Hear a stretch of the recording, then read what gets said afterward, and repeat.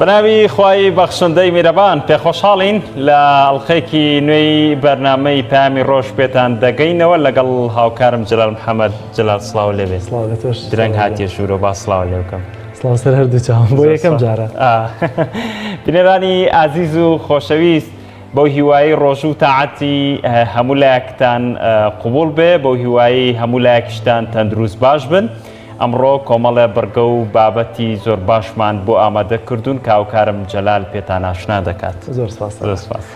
بینەرانی ئازیز سڵاوی خوای پەروەردگارتان لێبێت نوێژ و تاعەت و عیبادەتی هەموو لایەک قوبوڵ بێت دیارە ئەو بابەتانی کە ئێمە بۆمان ئامادە کردوون ئەمڕۆ دوو بابەتن بابەتێکی زۆر سەرەکی و گرنگمان هەیە کە پێویستە بینەری بن چونکە بابەتێکی تایبەت عەقیدەییە یەکێک لە بنەما و کۆڵەکە ئەساسیەکانی دین کە دەبێت تێگەشتێکی باشمان هەبێ بۆی کاویش باسکردنە لەسەر خۆشویستن و ڕقلێبوونەوە لە پێناو خوادا دیارە کە بابەتێکی سەرەکیەوە پێشکەشتان دەکەین و میوانێکی تایبەتمان دەبێت بەڵام جگە لەم بابەتە سەرەکیە کە ئەمڕۆ بەشێکی زۆری بەرنامەکەمان بۆ تەرخان کردووە بەڕێز مامۆستا دلێر گەرمیانی میوانێکی تایبەتمان هەیە بابەتێکی دیکەشمان هەیە کە ڕۆژانەیە دروستکردنی شیرینی و خواردنە وەگە دەرفەتە بۆ هەندێک راپۆرت و زانیاریشمان بۆ ئامادە کردوون وەگە دەرفەتە بێت دەچینە لای پەیامبەرمان لە هەڵەبجە بۆی کە بزانین لە ڕۆژی ئەمڕۆی ڕەمەزان ئێوارانی بازاری هەڵەبجە چۆنە کە پەیامبەرمان سامان فەتەح لەگەڵمان دەبێت ئەمە ئەو بڕگەوابەتانەیە کەمڕۆ بۆ بینەرانی ئازیز ئامادەمان کردووە. بەڵێ بەڕێزان وەکو هەمیشە بابزانین کەشوهەوای شار و شارۆچکەکانی هەرێمی کوردستان لە ئێستادا چۆنە فەرموو.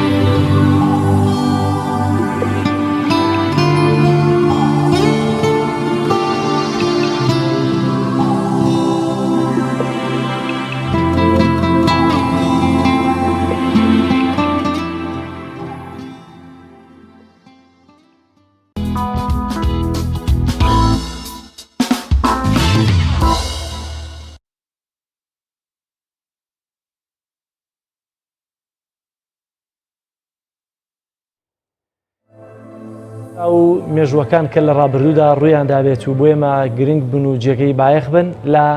بڕگەی یادەوەریدا کۆمان کردوێتەوە با پێکەوە بینەری ئەو مێژوە گرنگانە بین.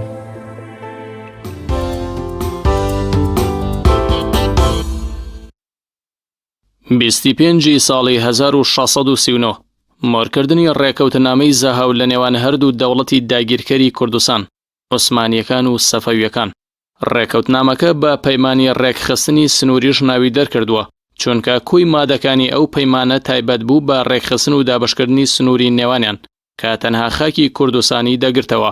پەیمانی زەهاو یەکەم ڕێکەوتنی نێوان هەردوو دەوڵەتی عوسمانی و سەفەوی بوو لە دوای جەنگی چاڵدێران لە ساڵی 1514 تا ئەو کاتە. 25 ساڵی 1883 لە دایکبوونی مەلیک فەیسەڵی یەکەمی عێراق لە شاری مەکەی پیرۆز. مەلیک فەیسەڵ لە نەوەکانی شەریفی مەکە بووە. دەوڵەتی بەریتانیا لە بەرامبەر بەڵێنەکانی بە شەریفی مەکە لە سەعودیەوە هێنانی و کردنی بە دەسەڵاتداری ئوردون و عێراق و سووریا. دەوڵەتی پاشایەتی لە عێراق و سووریا هەرسی هێنا بەڵام تا ئێستاش لە ئوردون بەردەوامی هەیە. ئەوان لە بنەماڵی هاشمیەکان و بنەشیان دەگاتەوە سەر عەلی کوڕی ئەبوو تاڵیب ڕەزا و ڕەحمەتی خۆی لەبێ ساڵی 1933 لە تەمەنی 50 ساڵیدا و بەهۆی نەخۆشی دڵەوە لە سویسرا کۆچی دوایی کرد و هەرشی دەسەڵات بۆ مەلیک غازی کوڕی جێهێشت. مەلیک فەیسەڵ ماوەی 12 ساڵ پاشای عێراق بووە. زۆر شارەزای سیاست و ئیدارەدانی وڵات نەبووە و هەمیشە دڵی نەیاران و داگیرکەرانی عێراقی ڕازی کردووە و عێراقی خستۆتە ناوچەندان پەیمان و ڕێکەوتنی زیان بەخشەوە.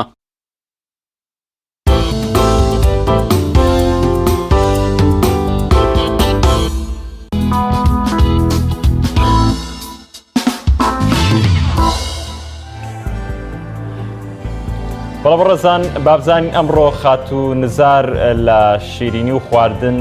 لە بڕگەکەی خۆیدا چی بۆ ئامادە کردوین پێکەوە بینەری دەبین.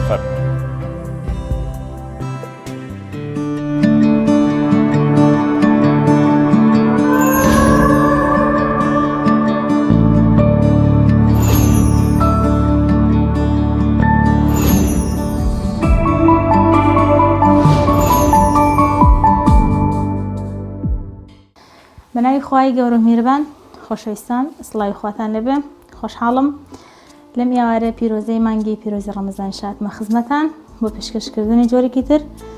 لە خواردن ئەویش دروستکردنی زەڵاتەی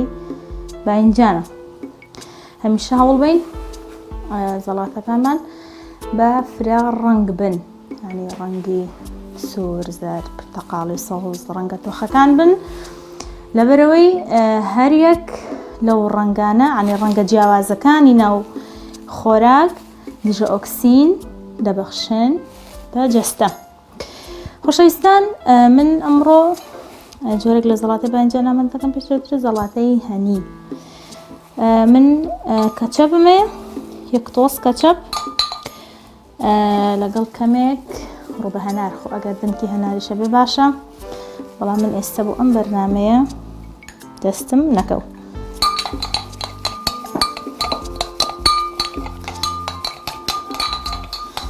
جوان تێکەڵیەکەین بەیەکە، هەموو پێکاتەکان تێکەڵەکەین بەیەکەوە.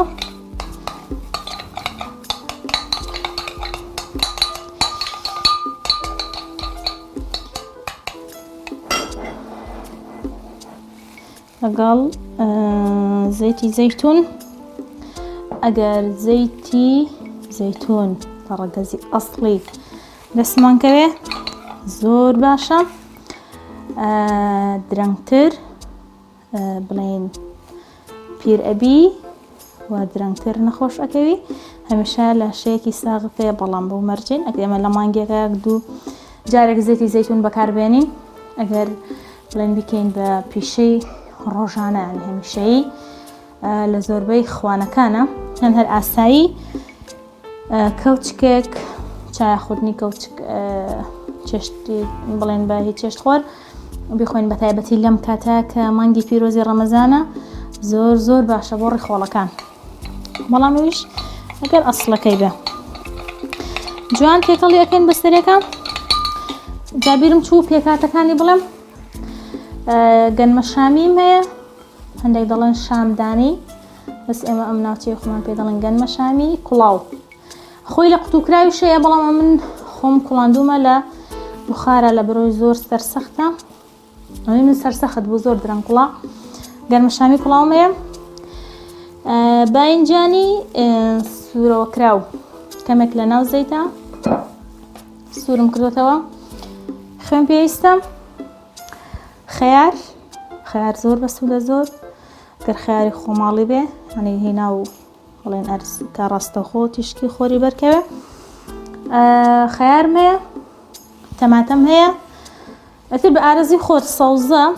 و من لێرا پێشم خۆشە چوالە یعنی چوالەی تەڕ بایی تەڕ ئەوانە بەکار بهێنم تایە ئێستا من چەندانەیەک لە خەیار لە بەرۆی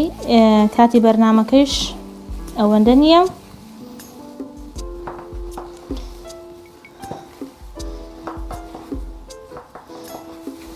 یعنی با هەوڵبین پێش نان خواردن ینی پێش لەو برنجەکە پێش فاسۆلیا گۆشتەکە پێش بامێ گۆشتەکە پێش مریشکی سوورەکراوەکە زەڵاتەیەک شۆربایەک بخۆین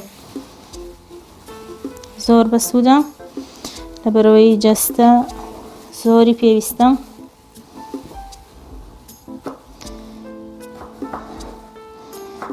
هەوڵ بین کاتێک کە ڕۆژوو ئەشکێنین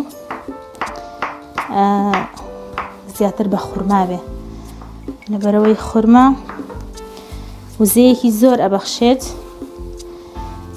لەگەڵ ئەوەیشە بۆ ئەو دایک و خوشکانەی کە حامیلەن بە ڕۆژوش ئەبن زۆر گرنگە پارشێوان و کاتی بەربانگیش خورما بخۆن هەر کەسێکی کەش زۆر گرنگە با ڕۆژوشکانەکەی بە خورما و ئەو بێ تر پاشان شیرینیش پاش نوێژی مەغریب باشترە ئەو من بە کەرتی گەورە خەیارەکە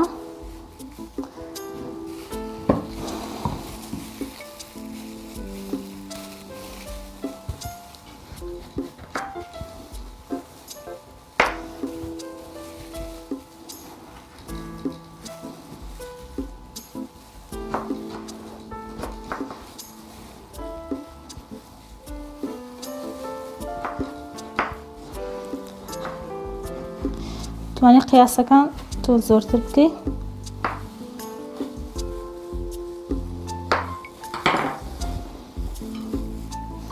من هەر ئەوەندەی تەماتەیەکم پێویستە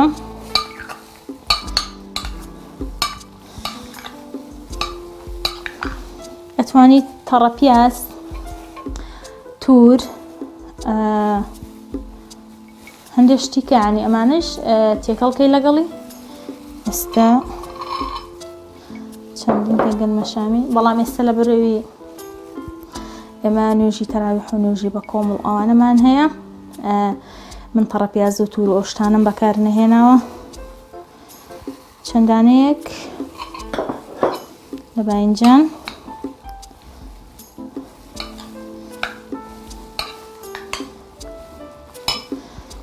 زەڵاتەیەکی زۆر بەسوودە زۆر بەفرە ڕنگ بێ وەک ئاماژەم پێیە زۆر باشە هەر ڕەنگە و ئیسفادەی خۆی هەیە چەندانەیەک لە چوالەی تەڕ با پێڵێن چوالە لە مەنتیقەی شارە زوری ئێمە پێڵێن چوالە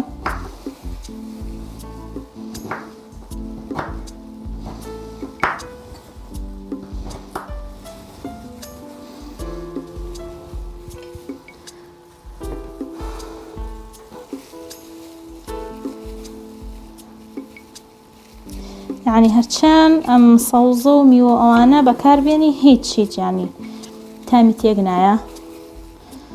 تەنها ئیسفادەی زۆرە بۆ لەشیش ئمە با هەوڵ بین زیاتر ئێمە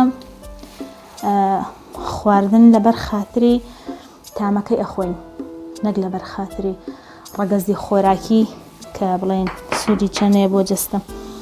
من ڕێواسێکی شەهێنم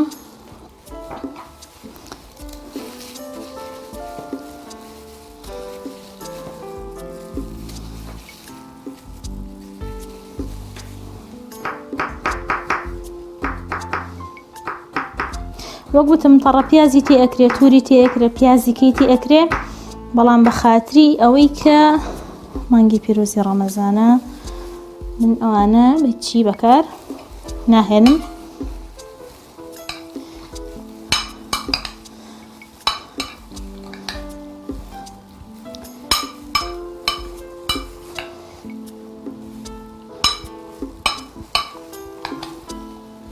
شتوانی گێزەری تێکەی بیبەری سەڵزی تێکەی لیمۆی تێکەی هانی بە کەیفی خۆت بەڵام من لەبەرەوەی ماوەی بەرنامەکەم کەمە تەنها ئەوەندە ئەتوانم شتەکان بەکار بهێنم تۆ بە ئارەزوی خۆت لە خۆشەویستان ئێستا زەڵاتەکە ئامادەیە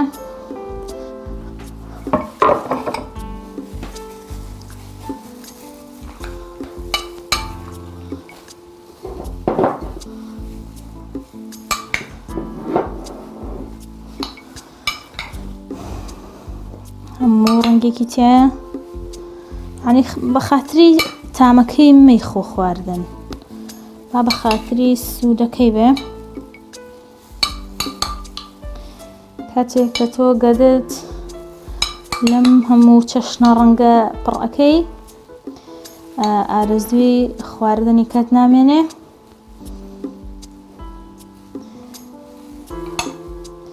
کە زۆر بەمان بە ڕەمەزانانە گیرۆدە ئەبین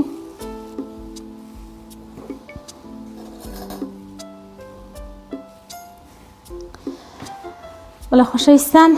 بەم شێوازە بمبورن ئەماندووبوونم پێوە دیارە بەم شێوازە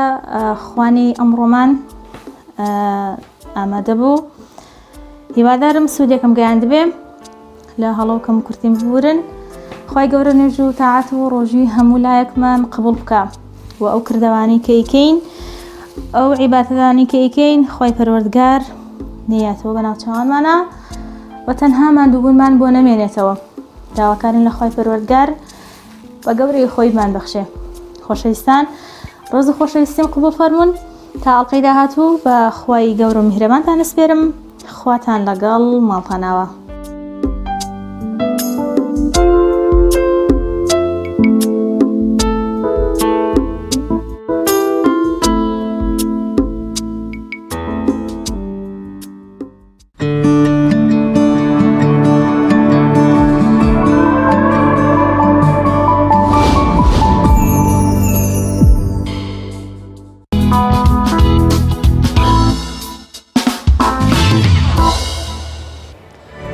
مناجاتی مهری خوزا لەلایەن بەڕێز کاکی هێشۆشمان محەممەد کە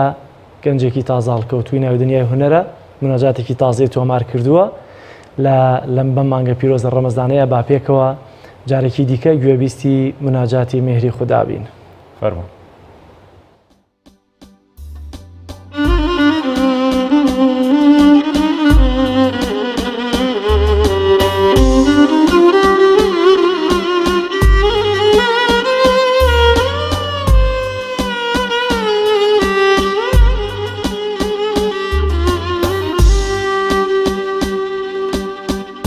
يا إلهي يا إلهي يا إلهي لقابي رحمتك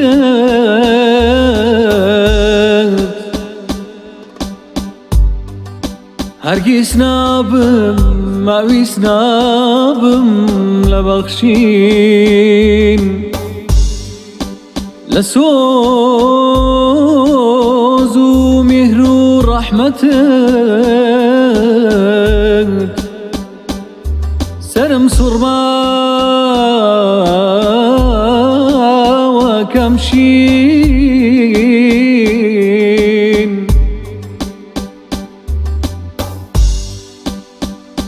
لنوازان پرسیاری وجدانم ئەترێ مەواڵم بۆچی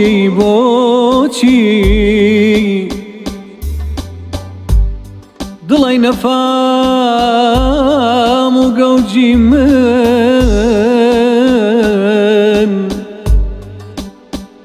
لەناو بەحری تاوانە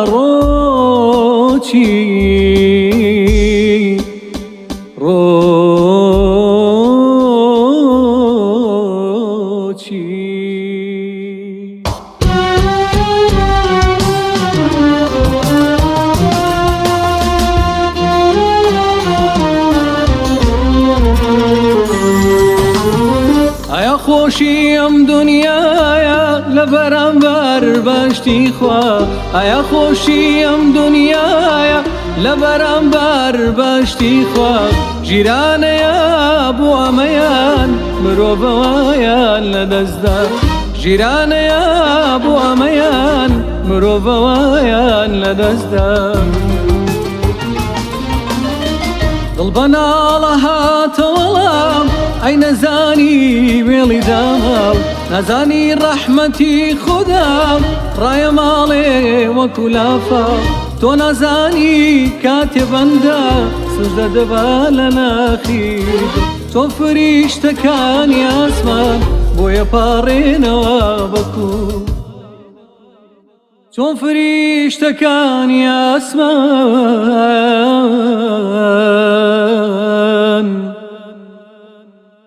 بۆیە پاڕێنەوە بەکوو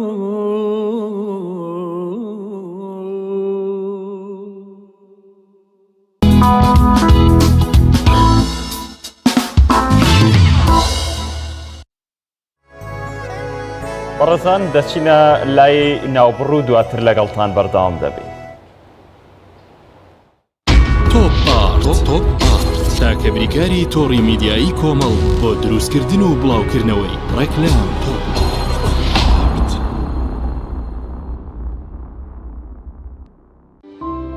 سۆزی دایک بەهێزمان دەکات.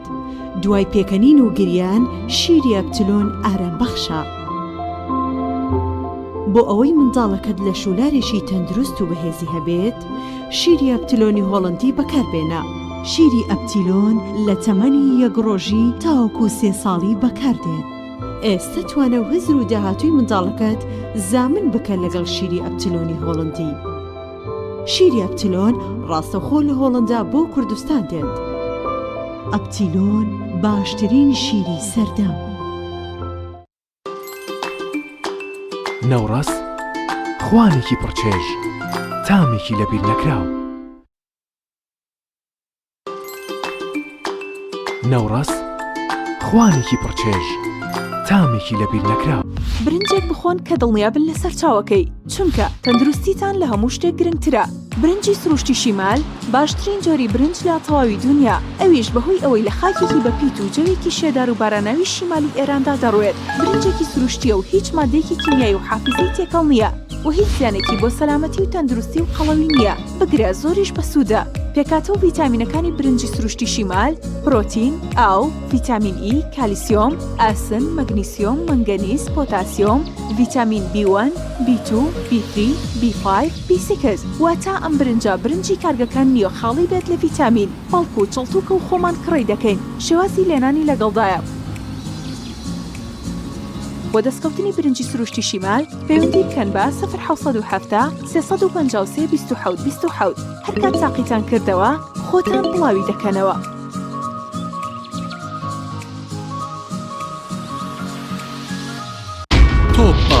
تۆپ تاکە بریکاری تۆڕی میدیایی کۆمەڵ بۆ دروستکردن و بڵاوکردنەوەی ڕێکلام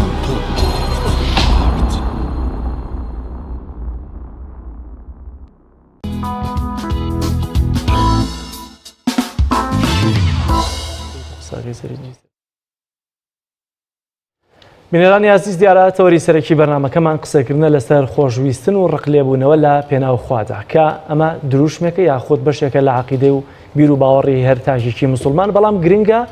چۆن دەبێت لەمە تێبگەین و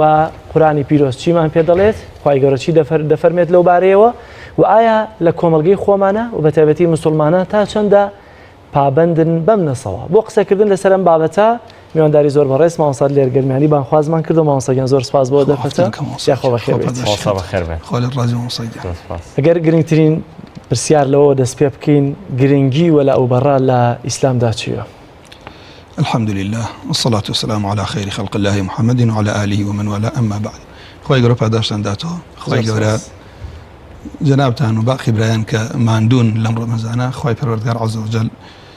پاداشی خێرتان داتەوە بەرنامەیەشە بە منتان بۆ بەرنامەیەک بان کردو بەڕاستی بابەتێکی یعنی هەم کاتی زۆرەوێ هەم بابەتێکیشە ئینسان ناتوانێت تایە مەجالی تاویلکردن و شتی تیانە ئەم بابەتە گرنگی بابەتی وەلا ئوبەڕا وەڵام من نەسیحەتیشم وایە دواتریش بە درێژی مانگانە هەتان بێت خەڵکی بۆ بانکە ئەم بابەتە پایەکە لە پایەکانی ئیسلام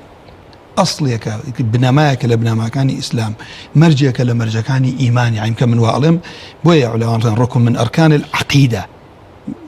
کە ئەوتم ئیسلام لێرە بەبەستم پێی عەقیدە و ئیمانە خەڵکێکی زۆری لێ خوا پەنامەمدا غافڵ بووە ئیتر دواتر ئەتەوێت شتەکانی کە گرنگەکەوەتانێک کە پایە بوو لە عەقیدە مەرجێک بوو لە مەرجەکانی ئیمان بە نەمانی ئینسان تووشی خوا پەنامەمدا یان کوفر یا گومڕایە بێت ماوەسا خوتی مانای وەلا ئوبەڕا خۆشویست و ڕق لێبوونەوە چییە؟ خوا موفقتکە ولا يعني حب الله ورسوله والصحابة والمؤمنين ولا يعني پشتیوانی خۆشویستنی خوا پێغەمبەری خوا ئیمانداران بەڕا يعني بغزاندنی دوژمنانی خوا و پێغەمبەر و ئیماندانە ئەو ماناکەیەتی بە کوردی بۆیە لەبەرەوەی ئەم بابەتە ئەوە نەهینە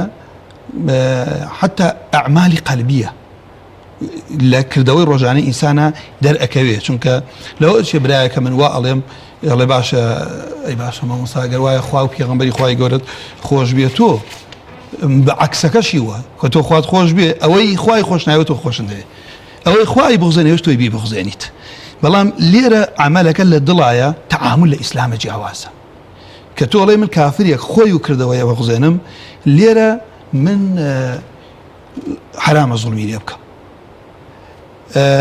لە سێبەری دەوڵەتی ئیسلامیە بژی واجبە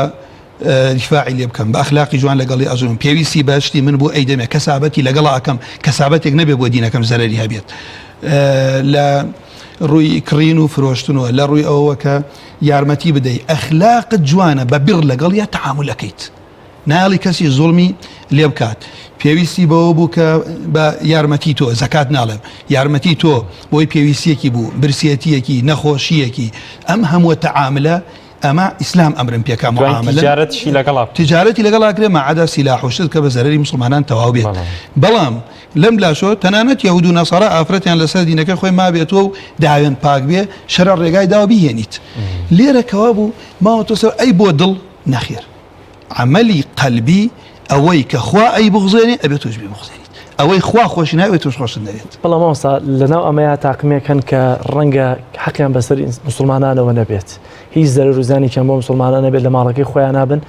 ئایا ئەم چۆن تەعامل لەگەڵ ئەمانەیە بکەین لە ڕووی نێتی دڵیشەوە خۆشمان بوێن بای ئەوەندەی کە هیچ زیانێکیان نییە یاخود مادام هەر ئەوەندەی لە دەرەوەی بازنەی ئیسلامەتین دەبێت بیان بغزێنین یاخود نادەبێت تەنها ڕقمان لێیان بێت وەکو باسم کرد دوو بابەتی جیاواز و بابەتێکی گرنگە ئەمە طبعا لێرەوە پێم وایە هەر سەرم بۆ ئەو پرسیارە ڕاکێشێکە ئایا بڵاو بۆ تۆ کە خەڵکێک هەڵێن ئێمە ڕقمان لە کافر نییە ڕقمان لە کردەوەکەیەتی و ئیشارەتیش بە چیەکەن بەڵگە و ئاەتە هێنۆکە لە سوورەتی الشوعرا پێغەمبەر لوط کە بە قەومەکەی ئەڵێ قال ئینی لعەمەلیکم من القالین من بۆ کردەوەکانتان ڕقم لە کردەوەکانتانە لێرە لا عقيدة أهل السنة وجماعة يما عامل مانية عمل مانية أو كسي كهلص يبقى كردوكا وكردوكش لا أهل السنة وجماعة هر كردوية مخالفي شرع بو مسلمان بكيان كافر تبرع ليك مجال التبرع كردن لخوي كردوكا هر كردويك أما كسكا أجر مسلمان بيه لبر إيمانك تبرع ليناك كافر لبر كفرك يبي هر تبرع ليبكيت أبي خوش النويت بو یەکەم کڕەت خی پەروەردگار عز وجل کە فەرمیێ قل أطيعوا الله والرسول فإن تولوا فإن الله لا يحب الكافرين باسی نەکردووە چی کافرێک ئەفەرمێت ئەی محەممەد پیان بڵێ ئیطاعی خوا و پێغەمبەر بکەن بۆ هەموو شتێکە ئەمە بۆ بەشەریەتە کافر و مسلمان ئەوەی پشتی هەڵکرد پێیان بڵێ فإن الله لا يحب الكافرين بمطلقی لێرە شتێکی علمی هەیە كاتي خوي رب العالمين طبعا ما أتشتني ولا سورة آل عمران وخوي پروردگار عز وجل سورة روما فرمي إنه لا يحب الكافرين خوي پروردگار عز وجل كافري خوش ناوي لزباني عربي أما الفاظ عموم من هيا بون مناقر جمع ألف لام كي تسري وكو أم آياتك الكافرين نمونا أسماء الشرط من هي نكير إضافة بك ولا معرفة كومل بابته أسماء موصولات دلالتك تسر عموميات قشتي ليرة كخواي پروردگار عز وجل فرمي فإن الله بالتأكيد خواي يقول لا يحب الكافرين من شون أتوانم بلا من خوش مبيت خو لله المثل الأعلى كي وانا إخوة بابا زي بالرحم شونك جريمي كفر أو نقوريا هم الرحم خواي پروردگار خواي يقول كافري للرحم خواي ببشكرتو زام شان قوريا خواي پروردگار لدنيا أو رحمي داباريو تسر كافر ومسلمان بارانا خواردنا الرزق سلامتها پیغمبري بو ناردون كتابي بو ناردون بلام كإيمان ناهينا تالسر أو كفر بون لدنيا والآخرة تيش خواي پروردگار خوش عيناويت كابو الليرة أما يكشد بلام أوش أو تاني أم دليل عمومي كخوا عليه من كافر مخوش ناوي إنسان بچي تخصيص يكا لروي الشرعي وهم دليل يكي عام أبي مخصص يكي بيه آيات يكي أبي تخصيص يكي بلا أميل يدركم تو بچی ئەمە دێدەکرێت ئەگەر بڵێ بەم ئاەتی کە خوێنمان ئەو ئاەتە عولەما کە باس لە پێغەمبەر لووتەکەن کە پێغەمبەر ئیشارەتی بەوە کردووە کە ئینی لعملیکم من القالین سەڵات و سەلامی خوای لەسەر بێ ئەمە عملەکەیانە لەبەر قیزەوەندی ئەم کردەوە جاکراوەتەوە کەوا بوو ئەم ئاەتە ئیش بە هەردوو ئاەتەکە ئەکەین ئێمە لەم ئاەتە ڕقمانە لە عملیان لەم ئاەتە ڕقمانە لە خودی خۆیان بۆ چونکە ئەم ئاەتە نهاتوە ئەم ئاەتەم بۆ تەفسیر کات وڵێن وڵات تەخسی هیچ عالمێکی شوای نەوتووە و بەڵگەشت لەسەر ئەوە ئێمە غەضەب و تووڕەبوونی خوای پەروەردگار صیفەتی فعلی خوای گەورەیە ئێمە هەموو ڕۆژێ کورد بە عەرەب بە سینی بە ئەمریکی بە فارس بە لە هەر زبانێک بووی واجبە سورەتی فاتحە لەبەر بێت لە سورەتی فاتحە ڕۆژی 17 جارەڵێن غەیر المەغضوب عەلەیهم خوایە جگە لەوانەی تۆ غەضەبیان لێ ئەگری چونکە مە صیفەتی خوایە کە مالیق بجەلالیه بۆ پێغەمبەر صلی الله علیه و سلم ئایا خوا تووڕە ئەبیانە من کە خوا ڕقی لە کەسێک بێ بەو هەموو عەظەمەتی خۆی و الرحمن الرحیم الرؤوف الغەفور توی مسلمان شون ڕق لێنی تۆ نە بەڕەحمتی ئەستەغفر الله لەخوا ئێمەوەستا هەندێکن لە کۆمەڵگەی خۆمانە دەڵێ دینەکەی بۆ خۆی دینی خۆم بۆ خۆم بەڵام من تعاملی لەگەڵ دەکەم بەڵام خۆ ئەمە خرا زەرێکی لە من نادا لە پێشە باسی تعاملمان کرد وا بۆ باسی تعامل ئەوە ئەخلاقی ئیسلامیە تۆ بە تعامل جوان لەگەڵ خەڵکەکە ئیلا لە حاڵەتی جیهادا نەبێت بەڵام من بەڵگە ئەمە ڕاستکەم و لەبەرەوە ئەمە شوبهەیەکە بڵاو بۆ تۆ قەناعەتی شمای بەهۆی لاوازی مسلمانانە و تەویل و تەحریف تەماشاکەن ئێمە لە فەرمودەی صحیح ئیمامی مسلم ڕوایەتی کردووە کاتێ عەبدی خوای پەروەردگار خۆشی بی هەمووتان بیستوتانە چی ڕوەدا خوای پەروەردگار عەز وجل جبریل بانگەکە ئەڵێ ئینی ئوحب فولانا باشە من پرسیارێک لە تۆکەم توش بڵێ باشە مامۆستا وەڵای ئێمە مسلمانمان خۆش نایە کردەوەکەیمان خۆش ئەوێ ئەی بۆ مسلمانێ بۆ خۆتیش خۆشی کردەوەکەشی وایوانە نابێ من بڵێ من مسلمانم خۆش نایە کردەوەکەی خۆشەوێ كوا أبو كاتي خوا فرمي إني أحب فلانا خوا صفتي محبه هي كما يليق بجلالي بس جبريل الله قال فيحبه جبريل جبريل خوش باشا لأسمان النداء أكريت أو كستان خوش بيه لعرض أخوة قبول يداتي بلام شايتي من أوي دوهما كخواي پروردگار عز وجل جبريل بانقكا فيقول إني أبغض فلانا مجاليتي آمنية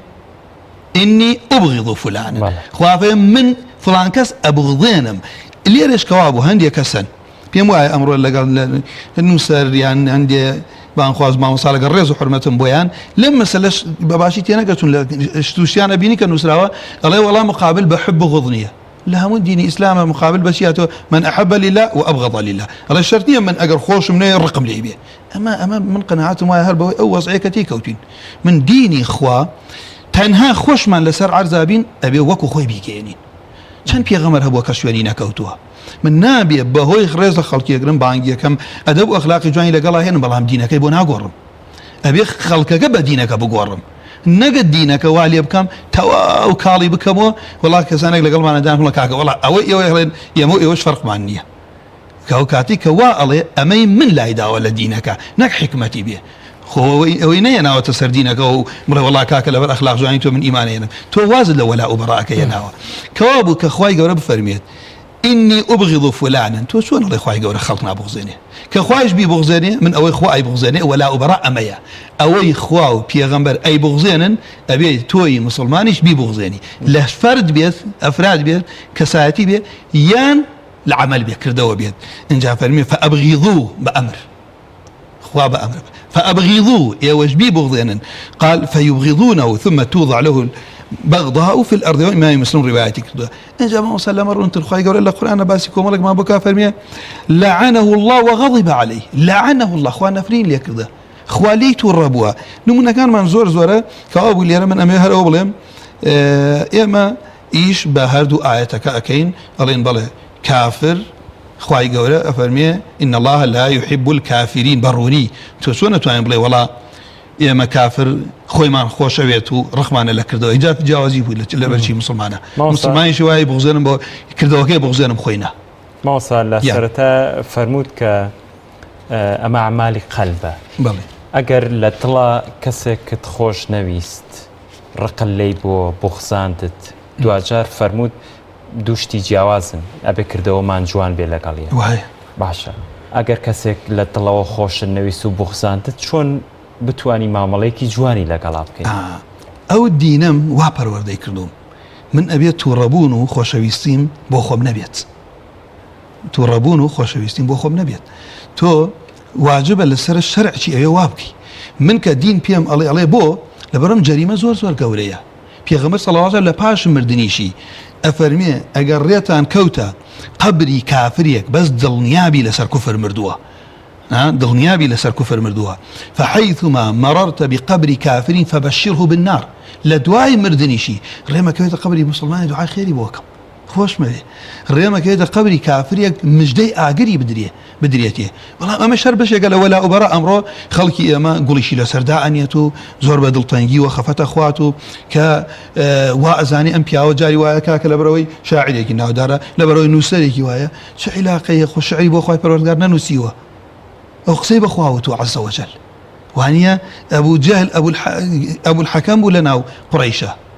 قیادەی قوڕێش بوو ئەهلی حکمت بوو بەڵام ئەو حکمەتێ بەکارێنا بۆ دژایەتیکردنی ئیسلام بوو بە فیرعەونی یەکێک دەڵێ من شیعرەکانیم خۆش دەوێت بڵێ یەکێک دەڵێ من شیعرەکانیم خۆش دەوێت تواناکەیم خۆش دەوێت لە بەرەوەی زیرەک بۆیە خۆشم دەوێت ئەمە هەر هەموو ئەوەتانێ ئەگەر کەسێک پێغەمبەر صلی الله عليه وسلم دایکی مادەرە عائشە فەرمووی ئایا عەبدوڵای کوڕی جەدعان کەسێک بوو پێش ئیسلام زۆر خێری ئەکرد و ماڵی کراوە بوو سەخاوەتی هەبوو میوانداری هەبوو فەرمی پێغەمبەری خوا قازانجی لێکا لە قیامەتە فەرمینە لەبەر ڕۆژە لە ڕۆژان نەیفەرموویت ڕەبی اغفر لی خەطیئەتی یەومە الدین بۆ دنیای کردووە هەو کابرا کە ئەم ئیشانەی کردووە تۆ ئەوەت لێ تێک چووە کە گەورەترین جرمی کردووە کافرە بەخوا و بە پێغەمبەرەکەی خوا نادێتی بە قورئانەکەی ئەوانیە تۆ بێ بزانین لە شەرعە چی هینە خۆ بەخوا مامۆستا تەنها بەڵگەش نییە ئاەت و حەدیسی زۆر گۆڕاوە لەم زروفە زۆر باشە ویستم پرسیاریەوە بکەم ینی ئاەتمان هەیە تەویل کرابێ گۆڕابێت ماناکەی خوا لەت ڕازی بێت یعنی تۆ بەڵێ بە مامۆستا تەنها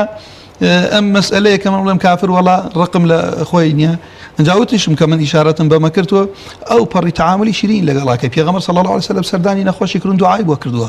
وانە پێغەمبەری خوا کەسابەتی لەگەڵا کردوون ئەمە لە ناختۆ ئەمە دوو شتی جیاوازە وانە تۆ حتا لە ناو مسلمانێک ئەبینی ڕیبا ئەکات تۆ ڕقتە لە ڕیباکەی لەم لاوە ئەبینی قورئانە خوێنی ئەمەیت خۆشەوێ وایوانە تۆ لە تاکێکە نییە صیفەتێکی و هەر لەبینی ئیماندارانیشی وەلا و بەرا بۆ عملی ئینسانی مسلمان هەر لە یەک شخصە هەندێشتی خۆشەوێ ڕقتە لە هەندێشتی خۆت نەدوتەوە هەندێجا کورە بەخوا من فڵان کەس ئەو صیفەتێنێ زۆر خۆشمەوێ ملیۆم نەبیستووە حاجی بیڵێن بەکی ئێڵێن با دوای کەشتان نەکەم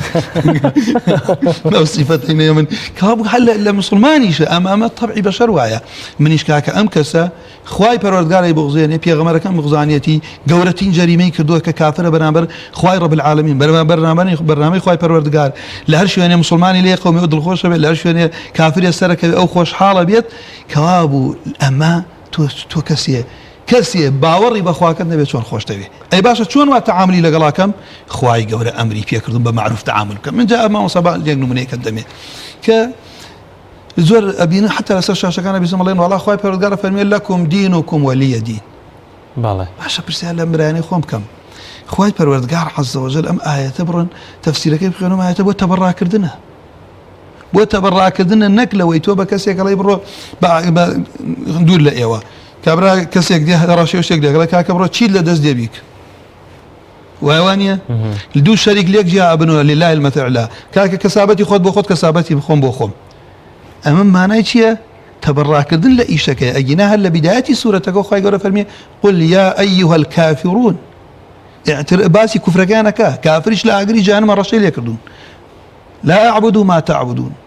ولا أنتم عابدون ما أعبد ولا أنا عابد ما عبدتم ولا أنتم عابدون ما أعبد لكم دينكم ولي دين أمن لا علماء عقيدة آياتي تبرع كردنا نك آياتي شي آياتي بيك والله كاكي جان ولا آزادي وبلين آزادي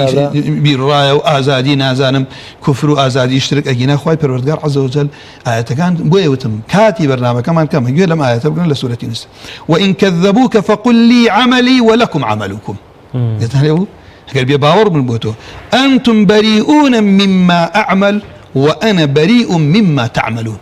خرون وماتا أنتم بريئون مما أعمل من بريء لعملي يوش لعملي من بريء آياتي تبرع كردن تو خواي پروردگار عز وجل كوامان في أفرمي كسيك بيبكي ولنا أعمالنا ولكم أعمالكم أم آيات أرواتا أو بابا وأجنا بروني في غمر صلى الله عليه وسلم ابن عباس فرمي كسيك آواي وتي ما شاء الله وشئت بفي غمر إخوة ما شاء الله وشئت أما الشرك يصغره في غمر إخوة دمو شاوي سور بوا تور ربو فرمي أجعلتني لله ندا سسون رقاي كسيك دابو رابطة ببرسيت أي في غمران بوشي توشي نار راحتي بون خواهي قولة بوشي ناردني في غمران صلاة والسلام إخوة عن لسلمي باشا بروني قرآن فرمي ولا يرضى لعباده الكفر ولا يرضى خوا رازيني لا عبد كان كفرك إخوة خلقي بوشي دروس كردو وما خلقت الجن والإنس إلا ليعبدون في غمراني بوشي ناردوا بو أو خلق بانكن بو أمه كاتل لمدينة ومسلمانان بسو باري كوتون سنة السنوري فرسو الروم چیان پێوتون خۆ دانیشتون و لە خۆشیە ژیاون و حەضارەیەکی کۆنیان هەبووە و دەوڵەتیان هەبووە و وانە بەڵام هاتوون لە کاتێ ڕبعی کوڕی عامرە ڕستم بانگێکاڵێ بۆ هاتوونیەوە پێشتر ئەسڵەن نە فورس نە ڕۆم حسابی بۆ عەرەب نەکردووە نە لە قوتی عەسکەریان نە لە ئەمانە سیادەیان نەبووە خاکیان نەبووە دەوڵەتیان نەبووە ئاڵایان نەبووە هەر قەبیلە بوون بەڵام ئەم ئیسلامە وای لێکردن ئەمان لە مەدینەوە بڕۆن بۆ ئەوێنە بڵێ جئنا لنخرج العباد من عبادة العباد إلى عبادة رب العباد ئەمری خوایە خەڵکی بان کرێ بۆ دینەکەی تۆ ئەگەر گوناه من رأى منكم منكرا فليغير بيدي گوناهێکە منکرێکت بینی تواناتە بوو واجبە بە دەستت بە زبان ئەگەر نەتوانی بەدڵ ئەگەر کوفر بۆ گەورەی خۆی إخوة پروردگار فرمي ولقد بعثنا في كل أمة رسولا أن اعبدوا الله واجتنبوا الطاغوت طاغوتيش هر شيطان قولكيتي باشان ساحر كانن باشان بتكانن باشان كل ما عبد من دون الله هر اشتي غير أخوة دار برد ببرسي باشان كل من عبد وهو راض هر كسي يجيش بي برسي أو راضي بيت باشان هر كسي تغيير شرع إخوة پروردگار كات دینی خوا شرعی خوا زۆر باش مامۆستا ئایا وەلا و بەڕا هیچ گرفتێک لەسەر پێکەوە ژیان لەناو کۆمەلگایەکە ئاینە جیاوازەکان یا خۆت غیری ئاینی ئیسلامی تێدا بێت دروست دەکات بەڵام من هەر پێم خۆش بوو ئاەتێکی تر پرسیارەکەی مامۆسای برام کەوتی مامۆسا ئاەتی ترێت کە زۆر شایع بوو ئاەتی کە خوای پەروەردگار عەزە وجەل فەرمێ فمن شاء فليؤمن ومن شاء فليكفر زۆر بڵاو بۆ تۆ کاکەوە نییە خوای پەروەردگار وا فەرمێت من پرسیارێک لێ ئەوکەم خوا ئەمرە کاتە کوفر بڵێ فليكفر بە ئەمە و لامی ئەمرە أم آية ابن عباس مجاهد مفسرين أم آية التهديد وعيد آية الرشية خواهي پروردگار حقي ناردوها له تهديد كردني أمانة أينا أخوة آزادي كرشوني خاتا أقري جانمو إن أعتدنا للظالمين نارا لباش أو وافر من آياتك إيه ما أقر ما نبو آمادا كردون أمن برسالك ليوكم عقوبة دروشي لدنيا درو حلالة يا حرامة حرام درۆ عقوبەکەی چیە هیچ و درۆ لەگەڵ ئیمانیشە کۆ نابێتەوە مسلمان هەشتی بکات درۆ ناکە ئەوە نەخەتەرە بەڵام ئەڵێ کە حرامە ئەی باشە خۆ منی شەرواڵم خۆ درۆ خەڵک لە دین دەرناکات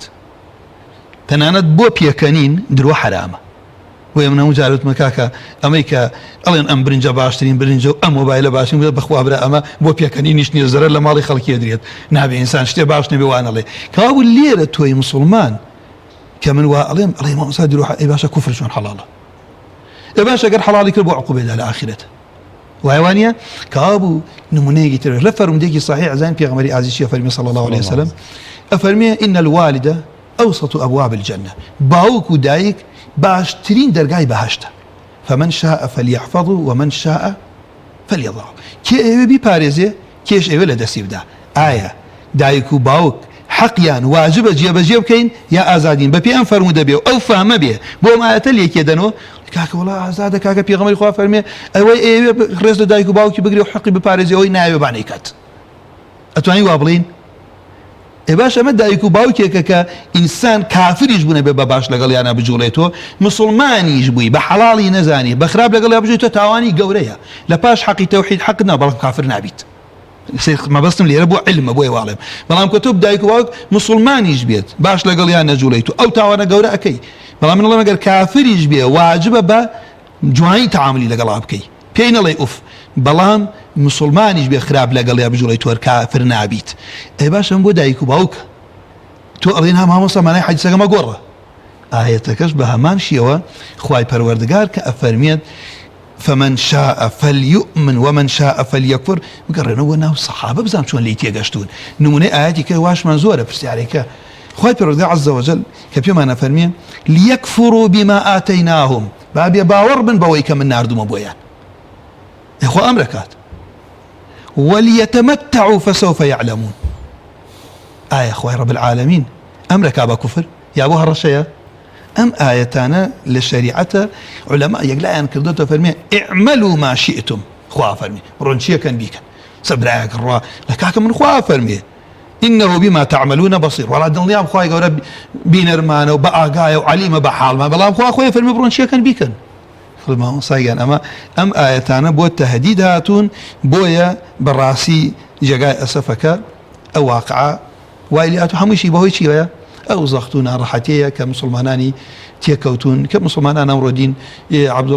شێخ محەممەد قوتب ڕەحمەتی خوای لێ بێ فەرمێ غوربەتی کاتی پێغەمبەر صلی الله علیه وسلم مسلمانان دینەکە غەریب بوو ئەو هەموو بتیانە پەرست لە ناکایەوە پێغەمبەری خوای فەرموو یەکخوا هەیە غوربەتی ئەمڕۆی ئەوەی مسلمانان لە لا اله الا الله دەستیان پێ نەکردو لە عەقیدەوە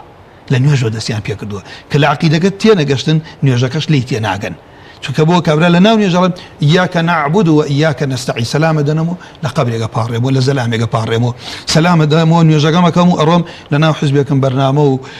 پرۆگرامەکەی ئەسڵەن ئەوەی لە تیانێ باسی بابێن سەر واقعی کۆمەڵگەی خۆمان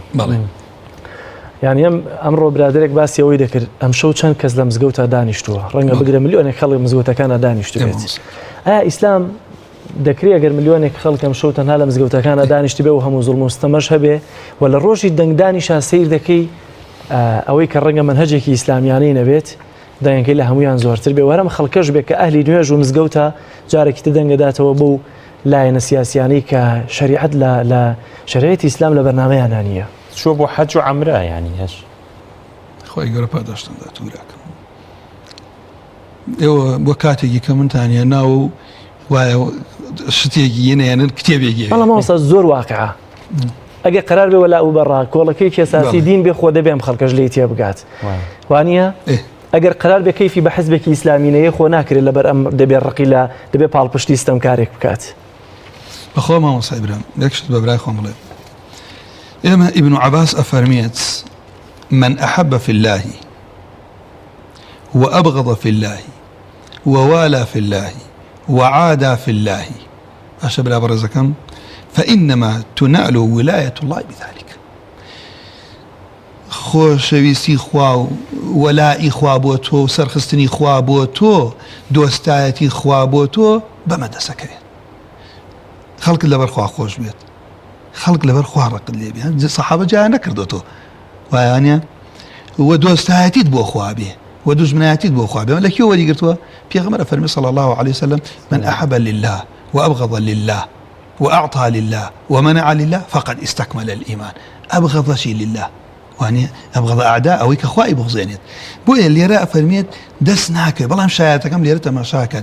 ورد بوا بيام خوش آمنية هربنو سريتو دواتر أفرميه هنجا جاش تنسونا للشريط هنجاشتي ولا أبراج بنسونا لخواري تلفزيون كوا انجا أفرميه ولن يجد عبد ابن عبد ولن يجد عبد طعم الإيمان وإن كثرت صلاته وصومه أخوات تام لذتي إيمان ناتشجيه با لسر قسەکەی تۆ با مزگەوتەکان پڕ بن ئەگەر بێت و وإن كثر زبان نوێژی زۆر بوو با ڕۆژی زۆر بوو حتى يكون كذلك بەڵام أسف لو كاتيلت وقد صارت جميع مؤاخاة الناس على أمر الدنيا يس الدنيا وايليات وخلق يمي أموري دنياوة سواي لينا أتوخو كابرا بس بخوي قسم الله احترامي خويا يقريه يتر لولا والشعر دجي خوانو دجي بيغمر نسي الله مكابرا براسي زور نجيبه شو ڕۆژ هەوڵەدا بۆ بەرنامەیەکەی خوای پەروەردگار نییە کابرا لە بەرەوەی لەگەڵ خۆی باشە بەڕاستی پیاوێکی زۆر باشە ڕۆژە لە ڕۆژان ڕخنەیە لە خۆی ئەگرێ هەموو شتێکی لە بیرەچێت ئەمە من ئەجل الدنیاە بۆیە وذلك لا أما عبد الله فمن لا ينفع على أهلي شيئا أأوى دخوا بنامام دامن بس نقل كم سنة أأوى كوزعابين بو أهلك هي سوديكينية بو چونك إيمان للدلايا منافق عملي درو يهب لا زمني بيغمر صلى الله عليه وسلم ومن الناس من يقول آمنا بالله وباليوم الآخر وما هم بمؤمنين كساني كان خوان الله يما إيمان دارين خوا ما من بخوا برج خوا على إيمان دارين روي ما وصيان خويا لك أبوتو هلا يا أمر ما بلا كاك ما وصى خويا إيلي نبزام لميزاني خوا وبيغمبر هاتشيا كاتو كسمر جمع وصى كلا مزجوتك يا أخوي بزاني آيا أخوي شمولي كامي عندك سبها من أو برسالة كردت بيت بقولك ابن عمر شيء أو شارب بيكم جوابك تاوكم من جديا وخزمته ابن عمر فرمي فإنك لا تنال الولاية إلا بذلك ولا تجد طعم الإيمان حتى تكون كذلك وابن عباس أو ابن عمر أو اشتشي أم ولاية شيء من أحب في غمر خوافر صلى الله عليه وسلم أن يجد طعم الإيمان فليحب المرأة لا يحب إلا لله عز وجل كيف طعم إيمان بتشجع باخلكي خوش به خوش نوي إلا لبيناي خوي پروردگار النبي بيشوي والله من أمد وما مصات ما شاكر بزام رجع كان في غمر صلى الله عليه وسلم بسائل أصحاب كرت فرموي ما أوثق عرى الإيمان وكان الصلاة عروة بريتيسا ما هرشتيك تا سراحي هي دسكة كي يقريت أو عروي بيو ولا دسكة قلتنا هرشتيك تو دسي بيو بقري عروي قفلي بيوتي قفل بيغمر يخاف وتيان الصلاة فرمي ليس كذا ليست ذاك أونية وتيان الصوم وتيان الرجوع وتي أونية أو معناه لو شيء عندي براجع فرم دو بس نكذا لا بلا باشا ما وصل يعني أو كسيك بان ينجر رجو زور به بلام خوشويستيو دوستايتيو سرخستني بخوا وبيغمر وديني خوانا بيو دجايتيو بغزو رقي بودو جمناني خواو دجمناني بيغمر إيمان داران نبي بان ينجر رجو زور بكاد سود ناقين تصام قرز بوم قصة بلام بيغمر صلى الله عليه وسلم ولا ما شيء بلا باشا وتاني بيغمر إخوا الصومتي ليس ذاك كان بيغمبر إخوة الجهاد وتيان جهاد فرمي أبيشنية بيغمبر إخوة صلى الله عليه وسلم فرمي أوثق عرى الإيمان الحب في الله والبغض في الله خوشويسي لبيناوي إخوة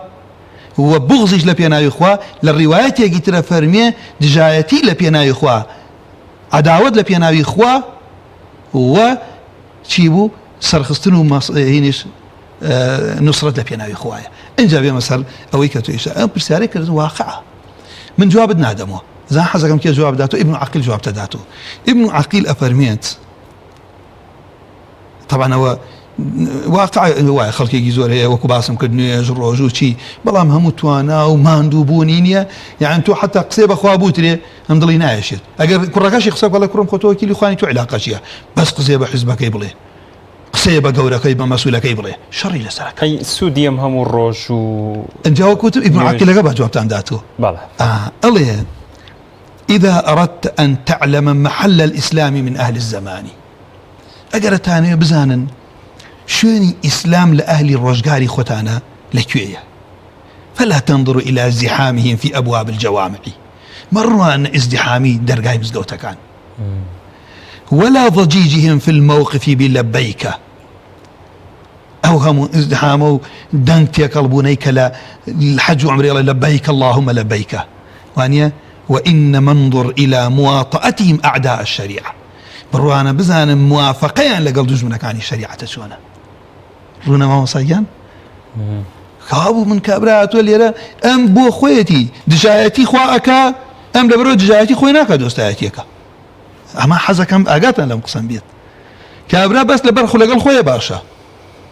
دوو شاعرن ڕێز لە شعرەکە یەکگرێت دوو سیاسین لەگەڵ یەکا باشن پێغەمبەر صلی الله عليه وسلم لەگەڵ مامیە ئەبوو طالب کە مرد نەڕۆشتە سەر جەنازەکەی تا ئەو دەقەی بمرێ داوایە کرد حەزی ئەکرد ئەوە نەحەزی ئەکرد خوا حەزەکەی پێغەمبەری لە قورئانە تۆمار کردووە ئەفەرمێ ئینەکە لا تهدی من ئەحبەبتە ولكن الله يهدي من يشاء پێشەوەی بمرێت مامە شیرینەکەم قل لا إله إلا الله بڵێ لا إله إلا الله كلمة أحاج بها عند ربي ئەی کەمە حوجە لە لای پەروەردگارم کە مرد وتی لەسەر دینی باو باپیرم ئەمرم بەڵام دوای ئەوەی کە مرد هاو لەسەر کوفر مرد بە ئیمامی عەلیش تەماشای پێغەمبەرێک بزانە موقفی چییە باوکی لەسەر کوفر مردووە هیچی نەئەکرد پێغەمبەری خوا صلی الله عليه وسلم نەڕۆشت دای شارێت و کی هەیە وەکو طالبیش دیفاعی لەم دینە کرد بێت هەموو ناڕەحەتیەکانی چەش بەس بۆ خوا نەبوو ئەوە مهم ئەوە فەرقەکەیە بۆ خزمایەتی بوو بۆ عەشرەت بوو بۆ ئەوە بوو خەڵکی نەڵێن محەممەد وازی ئەبوو طالب وازی لە ئەگینان لە دڵیشی ئەڵێ والله ئەزانم دینی محەممەد لە یەکێ لە جێڕە شعرەکانی باشترین دینێکە لە بەشەریەتە هەیە بەڵام لەبەر لۆمەی خەڵکی من شوێنی ناکەوت لەبەر کبروهین اینجا تەمەدی دەرگەوتەوە جا پێغەمبەری خوا چی فەرماوە جەلالگیان فەرمی بە ئیمامی عەلی اذهب فواری ئەباک بڕۆ باوکت بخەرە چاڵ باشە ئێستا وەکو باسم کرد ئێمە کابرا لەبیر ئەچی ئەم کابرا بەرامبەر خوا و پێغەمبەرەکە چییە ئەنجا نوێژە ڕۆژوە زەکاتە حەجە ئەمانە هەمووی مخالفەی خواکە لولا احتمال الربا بك عارق بخوا لولا احتمال اخوا بنام دا كسابتي حلال وحرامي كانوا داوين اكون هرشي بيلي بلام ام بيا فرميتنا ما شاكن بزانم وانما انظروا الى مواطأتهم اعداء الشريعه انجا دوك انه كسبان مناهينيته بزبان لنا مسلمان ابوها عاش ابن الراوندي والمعري عليهما لعائن الله ينظمون وينثرون باز لدوك سكاكا بناو خيان بمسلمان زاني يكان شاعر يكي شان شيبو بحساب امرو كابرا او لروي نائب منو توبل كاكا جان والله ديني اسلام دينك حرب جاري ولا لروي انا باسي وكان ك بيباور كان باس كان ك محمد بياوي عظيم بوها لكتيبه كان بيكم كسيهنن او منو توبت کەسێکی کۆنە پەرست ئەزانێت و کەسێکە ئەمە لە زەمەنی تاریکی وەژیا و هی زەمەنی سەردەمی بەردە ئەمانە بەڵام من هەر بەویش ئەڵێم نییە نوێژ ناکە ڕۆژوو ناکە چی ناکە فڵان کەسی ڕۆشنبیر فڵان کەسی وە جاری وایە هاوڕێتی ئەوم لە هاوڕێتی مسلمانی پێخۆشە هەدیەیەکی ئەو زۆر گەورە ئەەکەم و زەخێکەمەوە تا هەدیەیەکە ئەگەر مسلمانی حەدیثێکی بە دیاری بۆ بنێری جاری وایە لەوچێ لە ڕووی نەیە لەگەڵ کەسێکە ڕیشە بێ ڕسمێ بگرێ بەڵام ڕائەکە بە دوای و کەسانەی کە وابن ئەمانە هەمووی تێنەگەشتون لای خوای گەورە ڕێز بە چییە بۆیە ئەنجا لێرە ئەمپێتان لێ وچیوت ئەڵێ ئەمە ئەیبینن لە مزگەوتەکان ئاوایە و خەڵکی ڕۆن کتێبی ئەوانە ئەکڕن چەند جوانە فەرمون عاش سنین وعظمت قبورهم واشتريت تصانيفهم قبرەکانیان ڕێزیان لێگیرا کتێبەکانیان چی بوو واشتريت کتێبەکانیان خەڵک ئەیکڕی ئەی ئەمە بەڵگەیە لەسەر چی وهذا يدل على برودة الدين في القلب ئەم بریتێ لە دین ساردی لە دڵەکانە مامۆسای برام زۆر باشە مامۆستا لەرگەی جزازم بەنی لە بەرەوەی کە دەفەتمان زۆر نەماوە دەمەوێت بێمە سەر زۆر جارە قسێ دەکرێت لە ئیسلاما لەوەی کێت خۆش بووە لەگەڵەوەی حەشر دەکەی ڕقت لە کێ بێت یا کێت خۆش بووە لەگەڵەوەی حەشر دەکەی ئەمە زۆر دەوترێت ئەمەش پەیوەندی بەوە لاو بەڕاوە هەیە ئەمە لە کۆمەلگەیەمەیە زۆر گرنگە کە بزانین ئایا ئێمە لەگەڵ چیە حەشر دەکرێن چونکە دابشکاری سیاسی لە هەرێمی کوردستانە زۆر زەقەتوانم بڵێم لە چاو کۆمەلگاکانی دیکەیە والله مامۆسای برام ئەو حەدیثی پێغەمبەر صلی الله علیه وسلم ئەصحابە فەرمون هیچ حەدیثی ئەوە نێ و حەدیثە دڵی خۆش نەکردین ئێمە ئەمانوت پێغەمبەر صلی الله علیه وسلم خوایە پلەی لە بەهەشت بەرزە ئێمە ئەوە پێغەمبەرمان خۆشەوە لە بەهەشت ئەو لە پلەی بەرزە ئێمە لێ نین پێغەمبەری خوا فەرمووی المرء مع من أحب ئینسان لەگەڵ ئەو کەسەیە کە خۆشی بێ ئەڵێ خۆشترین شت لە لامانە ئەوە بوو اینجا باشە ئەگەر وایە علەما جوانە فەرموون ئەیکەر کەسێکی خۆش بێت ئەمە چی ئەخوازیێ؟ ئەمە ئەو ئەخوازیە کە ئەبێ بە قسەی بکات شوێنی بکەوێت ئەوەی ئەو خۆشیەوێ ئەمیش خۆشی بێت ئەوە ئەی بغزێنێ ئەمیش بی بغزێنێت بۆیە هەر ئەو پرسیارەی کە تۆ کردە فەرمێت ئەنەسی کوڕی مالکە فەرمێت فەرمودەکە زۆر شیرینە کەسی هاتە خزمەتی پێغەمبەر صلی الله عليه وسلم وتی ئەی پێغەمبەری خوا پرسیاری کرد سەبارەت بە هاتنی قیامەت پێغەمبەر صلی الله عليه وسلم قامەتی نوێژ کرابوو دوایەوەی کە لە نوێژ بوونە فەرمی ئەینە السائل عن الساعة کوا ئەو کەسێک کە پرسیاری قیامەتی کرد فقال الرجل ها أنا ذا يا رسول الله أو من أي بيغمبري إخوة صلى الله عليه وسلم بيغمبري إخوة فرمي وما أعددت لها أي تشيد بو أما ذكر فإنها قائمة خلاص يا قيامة قال ما أعددت لها من كبير عمل والله يكردوا يقولون بو أما دانا كرزور قولا غير أني أحب الله ورسوله قال ويك من خواه بيغمبر بخوش فقال الرسول الله صلى الله عليه وسلم أنت مع من أحببت إبراء برزكم خوش ويستي أعمال قلبه بس ديار دكي لكردوية دركبه خير مامسا كابرا خوي خوش دي بيغمبري خوش دي بلام دسالاتك استمكاري شير خوش دي مامسا جان أي هياليتو أوي اسم إشارتي بوكم كوكو باسم كرد مامسا جان أوي كتو إشارتي بيكي إن الله لا يحب الظالمين ويا ولا تركنوا إلى الذين ظلموا خواي پروردگار فرمي علماء نيانتواني وطبعا السلطان لشريعة إسلامية عادل ماني بر ماني وفاجر ماني أزانن إيه وكل شريعة إسلامية هاتوا سمع طاعة واجبة بو السلطان أجر بر بيه يان فاجر بياو شاق بيه يان فاجر بيه وفاسق بيه أبي هر سمع طاعة بيه بيه أزان أو فاجر أشياء دوسيا مرجتي آية يوتيانا إمامي علي يوتيان أو يما أزاني بياو شاكا كهتي أي ما بال الفاجري أي فاجرة كشون فرمي بم فاجرة تقام به الحدود حد إخوة شريعتي إخوة بمجي بجيكري يعني أم بياو شريعة بجيكات دو تؤمن بها السبل ريقوبان بمعنى أبهاريز ريت حقي خلقي بي أقرين تجاهدوا به في سبيل الله بمعنى جهاد بينا إخوة أكري كاو تشيبو بيغمبري إخوة صلى الله عليه وسلم دو شرطي ودانياوه فرمي بيغمبري إخوة أفرمي خرابتري إمام كان تانو تاني نفرين تان ليكن أيان بغزينا أتان بغزينا تاني بيغمبري إخوة درشين لأمريان بشمشير فرمي لا ما أقاموا فيكم الصلاة أهلي نيجة دو اسمعوا وأطيعوا قراي قبقنون قراي لبن ما يقودكم بكتاب الله قيادة بكتاب إخوة پروردگار أو دو شرطة بجواني داني راوة ليرا كوابو تشيبو لنا وخلق حقي خلقية قرينيتو شريعة باريزية جادة بانا بأمنيتي ولاة باريزيت واني حقي خلقي لا قاضي أقرينيت دواوة بلام اسم كيشك أم ولا أبراءك أمر أم بابة النماوة إجماعي علماء للسرع حاكم كان يجي نكر حقي ولاية إسلاميك سمع طاعة إسلاميك لسريك يتخوالو أبي مسلمان هولدن كسيك كان قوري خوان أهلي نيوش بيت أنجا أويشي كتوب لي يباشا بامصا أما سرچاوك اللي تشي والله قري مامصا جلال سرچاوك لو يأساوه الله قري ك خواي پروردگار عز وجل برنامجي كامل بويا من أردو اليوم أكملت لكم دينكم ويا دينك كامل بارد أمريكا لنعمتكاني خواي لسر إما خوا قبولناك تو دينك يبقوري كخلق دينك خواي قوري بيشواياتك بيغمري قوري صلى الله عليه وسلم يترك أو كسا كشتيق نبي اللي يبترسي زور كراتوشي ظلم ومستبيض لا أدا لا ريقا والله أمي شيء كي يتربوا لو واقعي كيما هاي انت كجنابة أو برسيارات كرد آية كيشكو تاني خلقي فرق لبيني برنامجي خواناكات قانوني وياساي خوا داي بزاندوا لقل قانون وياساي لقل هي خواتيك الله يعني خد درا ليش عليه لا بس سياستك حقيقية بدين وبمعنى برسيارة زور جوا من يسار والله مي أوشت دم وزانم يوهر بيتان لا يدقق أنا بسم الله الرحمن الرحيم جاب كلا دايك باوك خوام إسلام زورونا قل إن كان آباؤكم وأبناؤكم وإخوانكم وأزواجكم وعشيرتكم وأموال اقترفتموها وتجارة تخشون كسادها ومساكن ترضونها هيش ماوا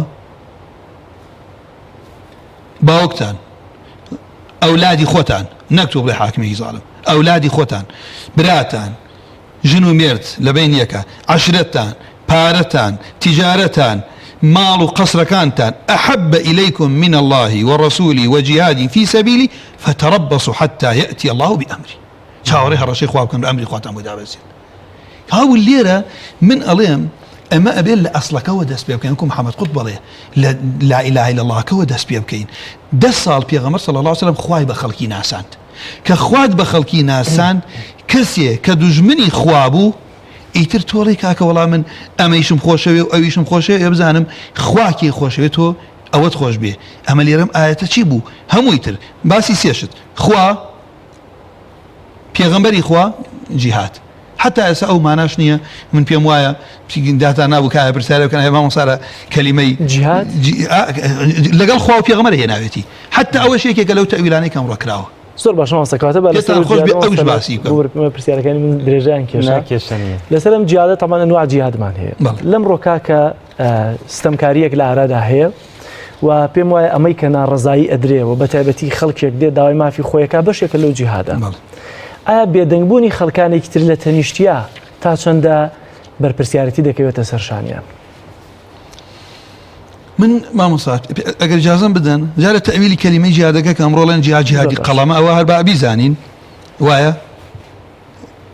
ئەو تەویلێشێکی تر لەو بەڵگانە بوو ئەوە کەیتر وەڵامەکە ئینشەڵا هەر تەکمیلە ئەەکەم بۆ برای خۆم کە ئیشارەتم حەزم کرد بەوە بکەم ئێمەی موسڵمان تو ێستا نبینی مامۆستایەک بە مێزەرەیەکۆ کەسێک بانخوازێک لێی تێکەڵ بووە شوێنی کەسێکە کەوێت نوێژ ناکات هەموو بەرنامەکەی بخوێنە ئەوەی تیانێ بڵێ کاکێمە ڕۆژە لە ڕۆژانە گەر سەرکەوتی حکمی خوای پەروەردگارەکە منهجیان باش ئەسڵەن شریعەتی ئیسلامیتیان لا بارەکە الله لە پەرلەمانەکە دابنیشێت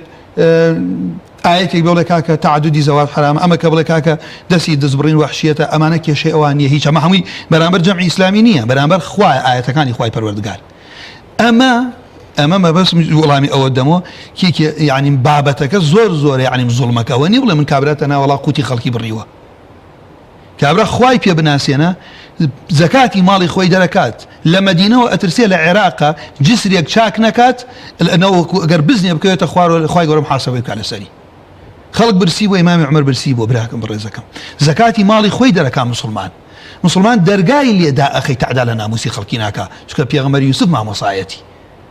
کابوو لێرە ئەمریکا تێکەڵ و پێکەڵ دینی ئیسلام کە خوا بە کاملی نردوێتی من ئیویستم ئیشارەت بەوە بکەم خوای پەروەردگار ولا یشرک فی حکمه ئەحەدا زان مانای چێمە خوا قبوڵی نەکردووە شەریک لە دووشتە لە عیبادەتە ئەمە لە ئوموری دنیا لە طبە لە هەندەسەیە لە بواری ئیداریە لە ئوموری مروریە لە عەسکەریە بڕۆ لە کافر وەری بگرە هەوڵ بدە بەس دووشت دین عقیدە و عیبادەتمان لەگەڵ حکم و یاسایە خوا قبول ناکە هاوڵی بۆ دانی ولا یشرک بعیبادەتی ربه ئەحەدا خوای پەروەردگار ڕازی نییە ولا یشرک وانە بەلای ناهیە نابێت لە عیبادەتە پرسیار لە ئێوە بکەم جایزە بڵێم نیەتمە دوور کات نوێژەکەم بۆ خوا بۆ غیرە خوا ئاەتەکە پێم بڵێ جیاوازی چێ لە بین تەماشای تعبیرەکان بکەن ولا یشرک فی حکمه ئەمیان بە فاعلەکە گەڕێتەوە بۆ خوا لە حکمە خوا قبول ناکە لە یاسایە ئەمە کە ئەمڕۆ سادە بۆ تۆ مامۆساگیان مامۆسای ئاینی خەڵک ئەڕوا بەویستی خۆی ڕاتە ناو هەر جەمعێ دێت ئەڕوات لەکێ ڕوویدا لە زەمەنی تەتارە ئەمە ڕوویدا جەنگیز خان یاسایەکی نووسی بە دوو ناواتوە یاسا و یاسق لە قورئان هەندێکی وەرگرت بوو لە ئەهوای خۆیان هەندێک لە تەورات و ئینجیلە ناوی نایاستا زانای نێو زەمانیان پێوت تیانەوە خوا قبوڵی ناکە چونکە خوا دینێکی کاملی ناردووە خوا قبول ناکە یاسا تێکەڵی یاساکەی بکەیت اینجا ئەوەی کە تۆ ئیشارەت پێ کرد سەبارەت بە باسی جیهادەکە مامۆساییان جارێ حەزم کرد لە شریعەتی ئیسلامیەسە ئەوی شێکێکە لەوەی کە تەویل کراوە من نابێ هەر کەسێ ممارەسەی شتێکی خراپ بکە زانایەک ببینم ممارەسەی علم بە خراپی بکە من و تۆ ڕقمان لە علم ئەڕسێ ئەبێ شتیوە ئەبێ ڕاستی کەینەوە هەڵی ئەویش بۆ خەڵکی کەسێ جیهاد بە ممارەسە بە ناشکا برە نەیاری ئیسلام ئەم جیهادەوە پیشانەدا وەکو شێوازێکی درڕندایەتی پێغەمبەر صلی الله علیه وسلم 72 کەس لە پاشەوەی لە مەکە عەزیە دراوە لە مەکە بەدەر کراوە لە پاش ئەوە دێنە سەری لە مەدینە 72 بە ئەسیریەک لێ دوانیان نەکوژێ ئەوانیان ئازادەکە ئەویش لەبەر سابقەی لەبەر جورمی حربی کەوا بوو کەسێک هاتەوەتێتی لەبەرەوەی من مناڵم کچم هەیە و مناڵم وایە پێغەمبەری خوا ئازادی کرد صلی الله علیه وسلم 80 کەساتن اغتیالی کەن پێغەمبەری خوا خەوتە بوو 80 کەس شمشێرەکەیان هەڵگرت ئەوە خستیانە سەر سنگ وتیان ئێستا کێ ڕزگارتەکە فەرمووی خوا دەستیان لەرزی کەوتنە خوارەوە پێغەمبەری خوا دوای ئازادی کردن کەسی کە شەروا بۆ دا ئیمانی هێناوە ئەوەی ئەو ڕەحمەتەن للعالەمینە بەڵام تۆ بێ لەبەرەوە خەڵکی خراپ مارەسێکە من طبیعیە لام نەیارێکی ئیسلام بێ جیهاد ناشرین کات بەڵام مسلمانەکە ئەمڕۆ کەوتە دەژێر کاریگەری ئەو نییە ئەڵێ جیهاد بە معنای قیتال هەر نەهاتوو جیهاد ئێمە مامۆسا خۆشەویستم مامۆسای سەلاریان ئەم شتە دقیقە گە دووسێ دقیقە کات بگرێت شتێکی علمیە لا لفظی عربیە دەلالەتی عربی زانانی ئوسوڵێکە نەسێ بەشەوە دەلالەتمان هەیە پێوتێ دەلالەتی چی دەلالەتی لوغەوی لە ئەسڵ زمانی عربی ئەو مانای بۆچی داناوە بۆ نمونە سەلات لە زمانی عربی عین دوعا وانە کاتێ تۆ پێخوای پەروەردگارە فەرمێ زەکاتت لە ئەرکێ وەرگرت فەصەلی عەلەیهم پێغەمبەری خوا دوعای بۆ کردوون ئەی خۆ نوێژی نەکردو لەسەر بۆیان ڕۆژوو مانایەکتریە جیهاد لە زمانی عربی عنین بەذل الجهد ئەمە لغەتەن لە مەکە ئاەتێدا بەزیە وەجاهدهم به جیهادا کەبیرا ئەم ئاەتە عیلاقە هەیە بە قورئان جیهادیان بکەن بەڵام پاشان هەر چوار مەذهبەکە ئیمامی شافعی ئەحمەد هەموویان ئەڵێن جیهاد یعنی قیتالی دژمن بەچی بە سیلاح دوای دعوتکردنیان و دوای جزئی لێوەرگرتنیان ئەزم کاتانکەم ئەزممە تاوکەم چییە بۆ حقیقەتێکمانەی پێوتی حقیقەتی شەرعی شەرع مانای بۆ ئەو کەلیمە چی دانیاوە ئێمە دینمان لە مانا شەرعەکە وەرئەگرین لە مانا شەرعەکە وەری ئەگرین حقیقەتیش مانەیە مصطلحی لغەویە هین عرفی علەمای نەحو مانای چییە یعنی مثل یعنی بەرەو وانيا الرفع ونصب ومعنى لعلماء النحو معناه جاء حديث لا علماء حديث لزباني على عن جديد والله لا علماء حديث معناه ما أضيف إلى النبي صلى الله عليه وسلم إن جاء حديث يشار بهم خوشة لو شيء كم بيسرابه بيغمر صلى الله عليه وسلم برسالة يعني ليك يعني بيغمر إخوة صلى الله عليه وسلم سبارات بشيبو أم برسالة هر كلمة جهاد أم حديث آخر متعو بيغمر إخوة صلى الله عليه وسلم برسالة يعني ليك يعني أي بيغمر إخوة جهاد شيا بيغمر صلى الله عليه وسلم وتان أي رسول وما الجهاد حربي زاني برنامج كمان بس أهم حديث بيت راس كردنا ويفكرك بيغمر إخوة فرمي أن تقاتل الكفار إذا لقيته كابو لا مهر شوار علماء فرمون مصطلحي جهاد لآية كان جقلوا آياتك من إشارة بيكرد أو بوشيبو لمصطلحي شرعي بريتيا لقتالي دشمن بله زۆر سپاس ماسایش کاتمان نەما زۆر سپاس بۆ بەڕێز ماساد لێ گەرمانی بانخواست لەم تەورەیە لەگەڵمان زۆر سپاس خواست داواتەوە خی گەورە لێتان ڕازی کەلیمە ئەخیریشتان بۆ نەهێڵام بڵێم هەر لە پۆشاکە هەر لە ئەعیادە هەوانە هەر لە خۆشوبهاندن بە کافرۆ ئەمانە هەمووی داخلی وەلا ئوبەڕا ئەبێت لە جلو بەرگتە لە بەشداریکردنیان لە مناسەباتیانە کە ئێستا هەر چیمان ماوە هم مناڕەکەشمان نییە سونەتەکانی بۆ جێبەجێ ناکەن عەقیقەکە ئەڵێن وەڵام ئەمڕۆ ڕۆژی لەدایک ڕێز لە خێزانەکەت بگرە عیزەواجی وەمەکە دەستەکان خۆشەویستان زۆر سپاس دەکەین بینەرانی عەزیز ڕاستەوخۆ دەچمە هەڵەبجە بۆ لای پامنێرمان سامان فەتەح سامان سڵاوی خوا لێبێت ئەگەر بکرێ ئەم چەند خولەکێک با بزانین لە هەڵەبجە چیە گوزارێت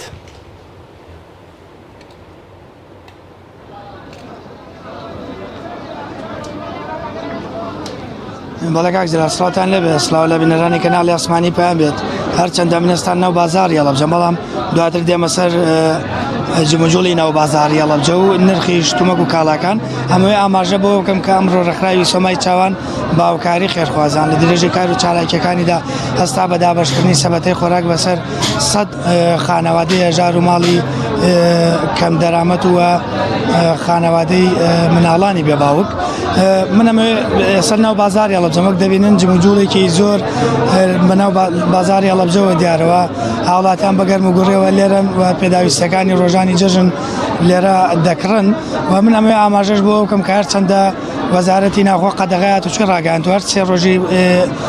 جەژنی ڕەمەزانی پیرۆز بەڵام وەک دەبینن لە پشتی منەوە گەرم و گوڕێکی زۆر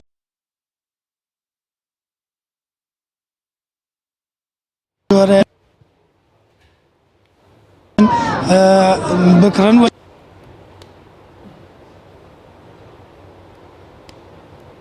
شتومە و کاڵەکان و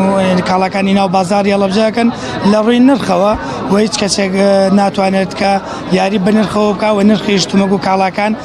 بەرز بکاتەوە یاخود بە جۆرێک لە جۆرەکان ئەم بەرە جەژنانم خۆزێتەوە بۆ ئەوەی کە پێداویستەکانی نرخەکان بەرز بکاتەوە. ئاماژەیان بەوە کرد کە لیژنەی قامقامێت کە تاکو ئێستا هیچ کەسێک سکاڵای لەسەر بەرزبوونەوەی تۆمار نەکردو هەر کەسێکیش سکاڵا تۆمارکە بە دوواداچوونەکەن و لێپرسینەوە ئەنجام دەدەن. ئەوەی کە من بە دوواداچوونم کردبێ نرخی تەنیا مریشکی زیندوو لەناو بازاری هەڵەبجە بەرز بۆتەوە لە سنووری پارێزگای هەڵەبجاوی ژۆکارەکەی بۆ وەگەڕێتەوە کە مریشک لە ئێستادا ئاناردەی باشووری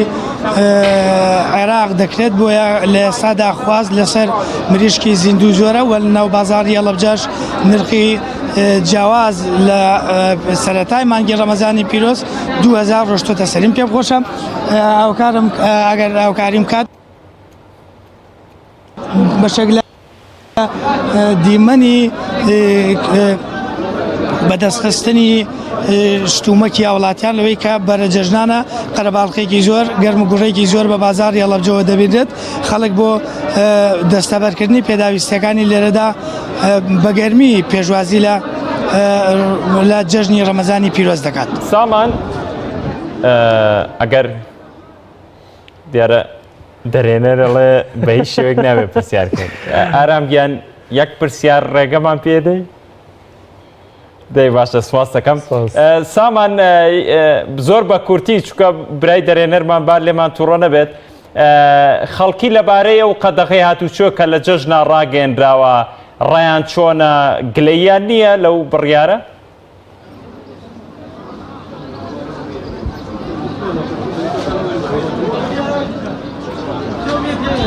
زۆر باشە من هێشتا پێم خۆشە ڕاستەکەی ئەم دوکاندارە لەبارەی قەدەغەیات و چۆوە قەدەغەیات و چۆ دواوی کە حکوم وەزارەتی ناوخۆ قەدەغەیات و چۆی درێژ کردەوە کاریگەری لەسەر بازار دروست دەکرد بەرە وڵا چۆن دروستی نەکردووە ینی کارێکیان کردەوە خەڵکەیانی بەڕاستی هیچ نە ئیشی ماوە نە کاسبی ماوە ماعاشەکەشیان لە خەڵک بڕێتەوە خەڵکە چی بکە یانەوە دیسان کەرەنتینە دروستکەن و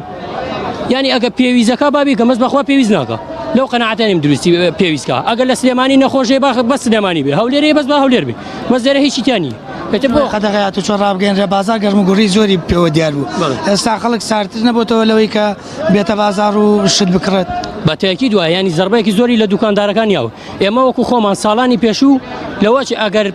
ڕۆژانە سەرێ ئێستا سەرێ دوو سەر حیوان سەرڕبڕین ساڵان ئەم وەختە حەوت سەر 6 سەر حیوانمان سەرڕبڕی ینی بە تاکید بازارێک بە تەواوی خەواندووە دیارەوە زۆر باشە زۆر سپاس بۆ پامنێرمان سامان فەتاح لە هەڵەبجەوە کە بە دڵنیاییەوە دیارە بڕیاری قەدەغەی هاتوچۆ بۆ مای 72 کاتژمێر لە یەکەم ڕۆژی جەژنەوە بەشێکی زۆر لە هاوڵاتیانی نیگەران کردووە لە بەرووی باوەڕیان وەگە قەرار بە کۆرۆنا هەبێ ئێستا بۆ قەرەباڵغیەکە لە بازاری شاهەیە بە دڵنیاییەوە هەر دەگوازرێتەوە بۆیە بە جۆر لە جۆرەکان متمانیان بە حکوومەت نەماوە کە ئەو قەدەغەی هاتوچۆیە تەنها لەبەر خاتری ئەوەی کە بڵاوبوونەوە مەترسیەکانی ڤایرۆسی کۆرۆنا بێت. بینەرانی عەزیز سپاس بۆ بینەریتان سپاس بۆ هاوکاران لە پشتی کامێرە و لە پشتی کامێرە و لە کۆنتڕۆڵ بۆ هاوکارم کاک سالار. سپاس بینەرانی عەزیز سپاس تاوەکو ئێستا بینەربان بەخوای گەورەتان دەسپێت خواتان لەگەڵ سپاس جەنابیان.